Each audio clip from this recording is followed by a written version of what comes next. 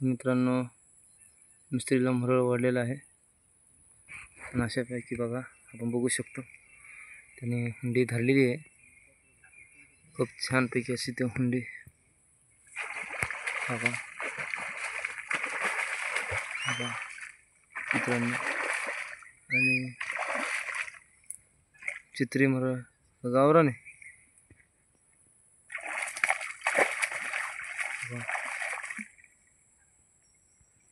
काढतोय बघा त्या।